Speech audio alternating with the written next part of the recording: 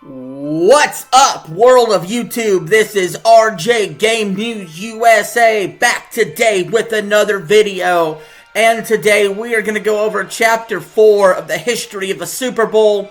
We're going to be covering Super Bowls 31 through 40. So if you haven't already seen the first 3 chapters, please like, share, and subscribe if you haven't already. And go check that out before you watch this video. But we're going to go jump right into it. We're starting to begin the era where I actually began watching the Super Bowl, where me, as a little kid, started watching the Super Bowl and started to form my own Super Bowl heroes. In the past, we've seen the greats like Bart Starr and Lynn Dawson, Fran Tarkenton, even in losses, Terry Bradshaw, Joe Montana, you name it. We saw plenty of legends. John Elway. But Super Bowl 31 saw the crowning of another legend and their only Super Bowl championship. I'm talking about the Green Bay Packers, who defeated my New England Patriots, although I was too young to know they were my Patriots, 35-21. Mike Holmgren defeating Bill Parcells. This game got away from the Patriots in the second quarter when Green Bay put up 17 points. Ended up winning 35-21. It was in New Orleans, the same site as this year's Super Bowl. And the MVP was Desmond Howard. Now, to keep it in perspective what was going on around this time, Brett Favre was in the middle of a 3 straight NFL MVP run. His own little three-peat of NFL MVPs, if you may. And he was at the apex of his game in this Super Bowl and this Super Bowl run. He was the quarterback in the league. You know, you got to think, post Joe Montana and his GOAT status after he retired, Steve Young kind of stepped in there. Troy Aikman kind of stepped up in there, but not too far behind him. And ascending to the very fucking top was Brett Favre, who got this win, returning Packers fans to their former glory from Super Bowls 1 and 2 by winning the Super Bowl. And then he ran into another legend. As we move on to Super Bowl 32. Oh, sorry, give me a second. Super Bowl 32. The Packers were heavily favored by 11 points. However, going back for back, they were stopped by the Denver Broncos. John Elway finally got his Super Bowl after 3 losses, crushing losses in the 80s. He finally made it back later on in his career with the help of a great running back, Terrell Davis, who also won Super Bowl MVP, who also had like 2,000 yards rushing, so think Saquon Barkley. And the Denver Broncos were able to win this Super Bowl. It was absolutely huge for them. The Broncos, the team that always came close. You got to think, guys, the Broncos, before this Super Bowl, the Broncos were like 0-4 in Super Bowls. Okay? So think the Bills, think the Vikings now. But with this win, the Broncos got on the board and they got a Super Bowl ring to show for it. This had a famous play where John Elway was scrambling and he dove ahead and he got helicoptered by 2 defenders, getting a first down. And that's when Dick Enberg said, what did he say exactly? He said something like, he really wants this. You know what I mean? I can't think of the exact call, so forgive me. But he said something like, this 37-year-old really wants this.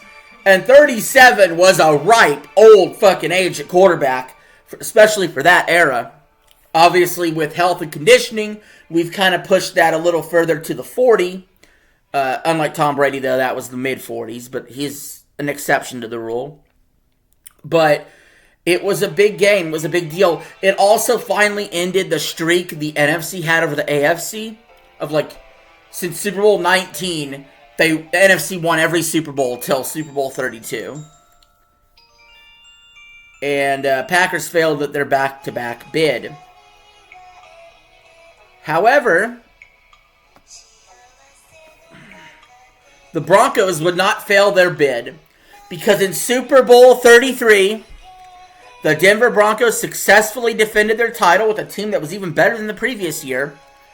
34-19. This one's for John. They went back-to-back. And really, those last 2 years of the Super Bowl really helped elevate John Elway to top 5 status among all-time quarterbacks. In fact, I would say at that particular moment, at the time of his retirement, following this game, if you were to do all-time ranks just back in 1999, John Elway probably ranked as high as second all-time behind Joe Montana following this game. Now, since then, we've had other people pass him up on the all-time ranks. But for sure, it absolutely helped his legacy. And he also won the Super Bowl MVP. The man was a 2-time champion, a Super Bowl MVP, and an NFL MVP as well. And no one could take it away from him. They defeated the Atlanta Falcons 34-19. The Falcons were a team that really didn't seem like they belonged. Sort of like the Chargers a few years ago when they faced the Niners. It didn't really seem like they belonged. Some teams just flat didn't belong in the Super Bowl. Everybody and their brother thought the Vikings would represent the NFC that year because the Vikings were 15-1. Randall Cunningham went nuts. Randy Moss was an awesome rookie. But the Falcons were able to get in the Super Bowl. But John Elway threw a party on him in his final game, going out on top, at the top of his apex, into the sunset. It's what you want for the end of any career. No career ending has ever topped John Elway's career ending of back-to-back Super Bowls and out. But with John Elway out of the way, and me officially watching the Super Bowl every year now, starting with this one, the NFL was changing. There was a new era coming. Brett Favre was still the man. He was the man. But a little team known as the St. Louis Rams and the Tennessee Titans, both 13-3 that year, faced in the Super Bowl, and it was one of the best Super Bowls ever. In fact, I would say, starting with Super Bowl 1 to 34, Super Bowl 34 was the best Super Bowl ever up to that point, and truly got me totally invested in football by that point. Because from then on, I never missed another goddamn Super Bowl. And I started watching regular season games, playoff games, and I was into it, man. Into it. A little known grocery clerk man, journeyman Kurt Warner, stepped in out of nowhere and took the league by storm, winning the NFL MVP and winning the Super Bowl MVP as the Rams defeated the Titans 23-16. Dick Vermeil, who had been the coach of the Eagles in the early 80s, losing to the Raiders in Super Bowl 15, came back with a vengeance. Him and Mike Martz built an offense known as the greatest show on turf, which included Warner and Marshall Faulk, one of the most dynamic dual threat running backs we've ever seen. Torrey Holt, Isaac Bruce, who are Hall of Famers or should be Hall of Famers, has from the wide receiver spots. This offense was way ahead of its time and one of the best offenses you will ever see. And Kurt Warner didn't have to run around to do it. He was a pocket passer. He was very traditional in the sense. And he was becoming the standard in the league. They were able to defeat the Titans, who had Steve McNair, who was a dual-threat quarterback. He could run, he could throw. They had Eddie George. They had a tough defense. Jeff Fisher had his team tough and ready to go. And would you believe it or not, we were this close to it going to overtime. It came down to a single yard.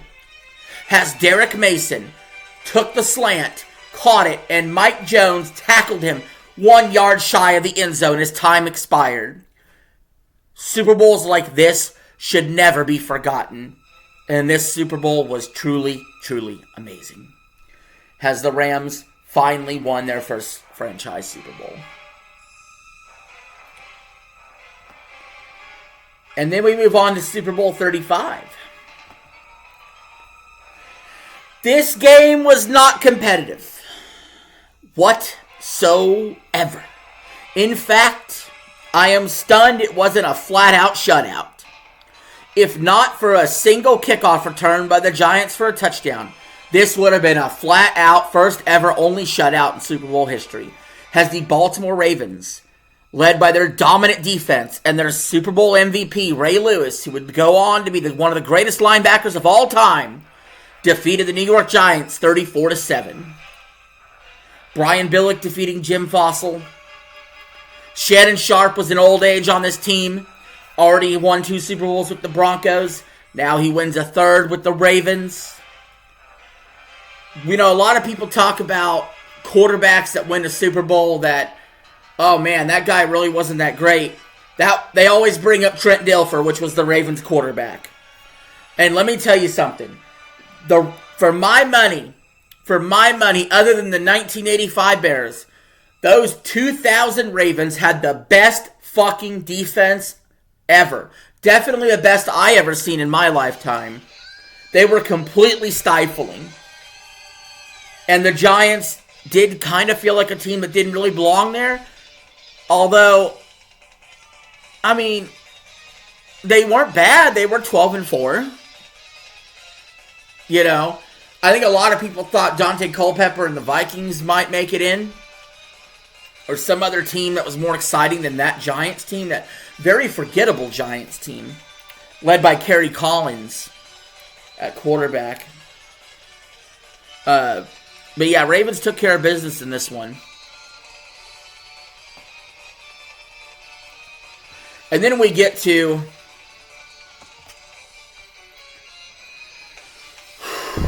if I try not to get emotional on this one, we get to one of my favorite memories. Super Bowl 36.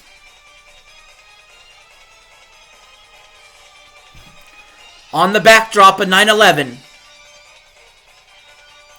with the entire country watching, the New England Patriots won their first ever Super Bowl.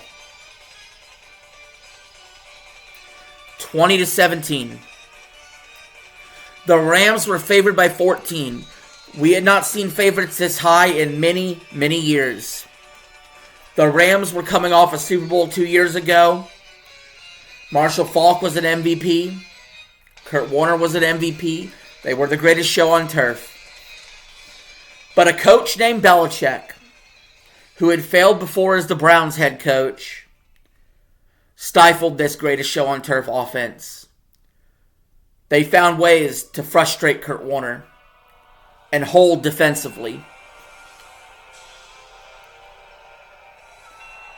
And a little-known kid named Tom Brady stepped in.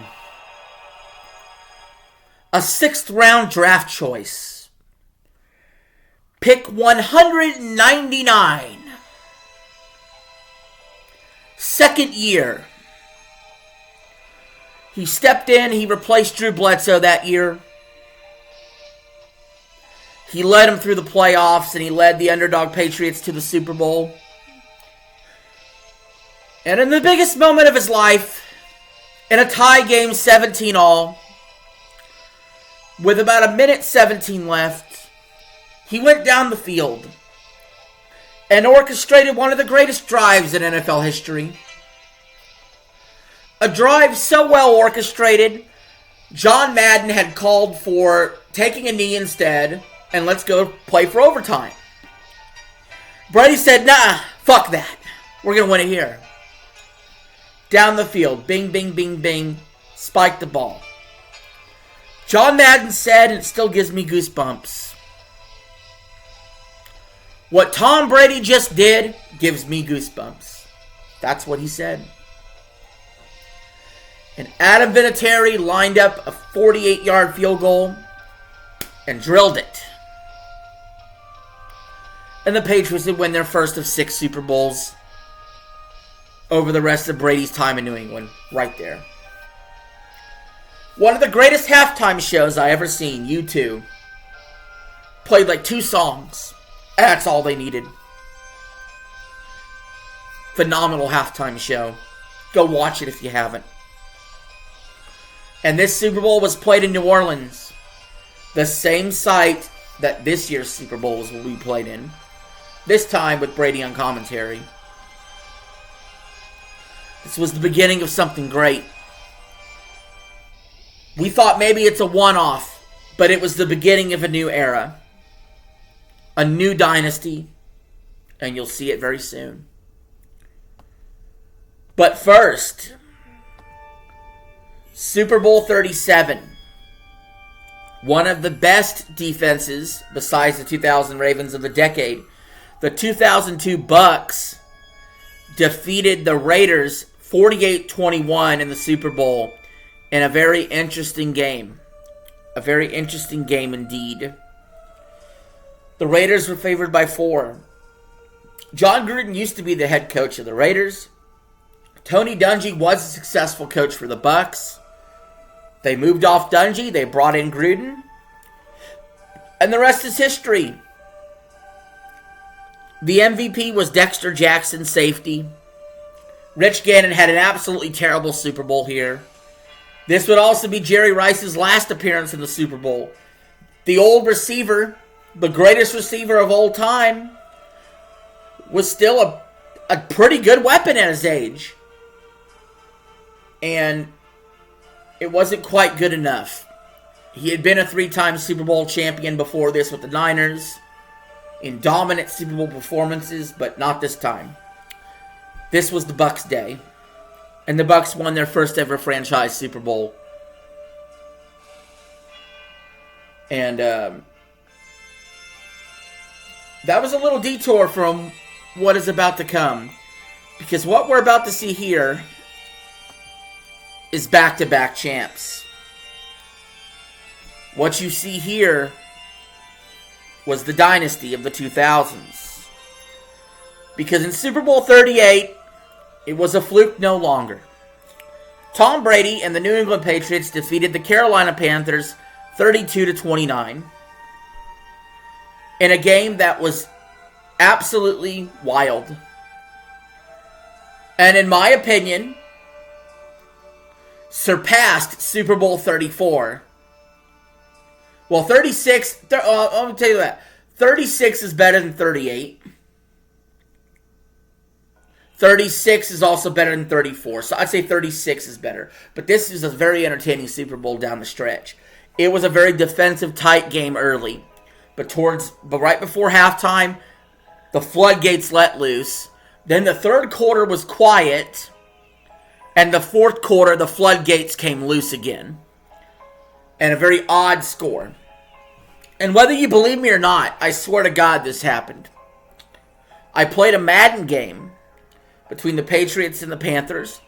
And the final score was 32-29. It was 32-29. And that ended up being the final score of the Super Bowl. Again, you don't have to believe me. I know it fucking happened. It happened. Brady was the MVP for a second time.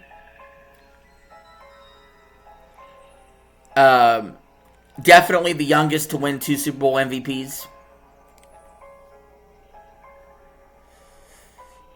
They were also in the middle of a streak that would go on to be the all-time streak for wins in a row. Regular season and playoffs combined.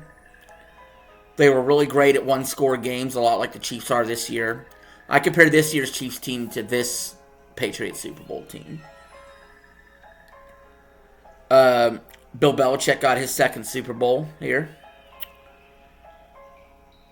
And a lot of you know this game for the Janet Jackson halftime show, where Justin Timberlake ripped off part of her outfit and her titty flopped out there all exposed for the world to see. Trust me, TiVo was a thing then. And that is the most paused moment in history. And no, I don't speak from experience, necessarily. But then the question would become, could the Patriots go back-to-back? That's where we get to Super Bowl 39. This is a very special Super Bowl for me. All the Patriots ones are, where they win. But this one, I was starting to make predictions. Okay? So Super Bowl 39, I shit you not, I've only done this like 3 times. I've done this 3 times in my life where I predicted the exact score of the Super Bowl. Okay? I did it in Super Bowl 39, Super Bowl 43, which is Steelers, Cardinals, Super Bowl 49, Patriots, Seahawks. Some of this I have proof on my Facebook. I'm not giving that out. But I'm just saying, if you don't believe me, that's fine. But I'm telling you, I got 3 scores correct all time in the Super Bowl. Like, down to the score. This is one of them. Patriots won 24-21. This was a star-studded Super Bowl. Patriots going for a dynasty, going for back-to-back. They won their third. Brady was not the MVP, though. It went to Deion Branch. Eagles did cover because the Patriots were a 7-point favorite. Terrell Owens, I absolutely got to salute. You know, injured leg going into this game and put up an amazing stat line. Like, he had like 9 or 10 catches. You know, Bill Belichick defeating Andy Reid here. You could honestly say, potentially, this was the GOAT coach versus the second greatest coach of all time going head-to-head in a Super Bowl. Belichick got the better of Reid. If Reid had gotten the better of Belichick here, this is how crazy this is. This is how big of a deal this is. Belichick has 6 Super Bowls. Let's say Reid wins Sunday. He'd go to 4. If that were the case, and then this result flipped, Andy Reid would have 5 Super Bowls, and Belichick would have 5 Super Bowls.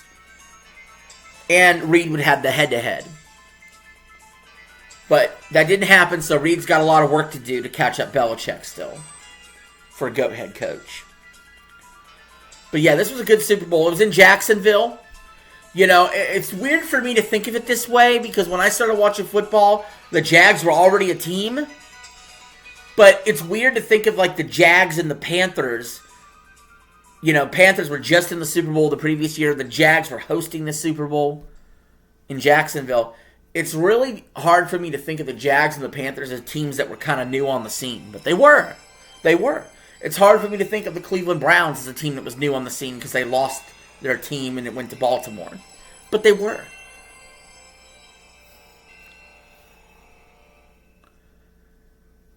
Now, the Patriots did have to go through a young rookie, Ben Roethlisberger, in the AFC Championship game to get to the Super Bowl. They would fail their three-peat the next year. But that rookie has a second-year quarterback. In Super Bowl 40, came back with the Pittsburgh Steelers, and they defeated the Seattle Seahawks 21-10. Now, Mike Holmgren, he had been a Super Bowl champion before with the Packers. Super Bowl 31. And Bill Cowher, he'd been to a Super Bowl before but did not win it. Super Bowl 30 versus the Cowboys. But 10 years later, he got his win. He got his ring. And in fact, I think Bill Cowher retired after this. Or maybe coached another year. I think he retired after this. But I know for a fact Jerome Bettis retired.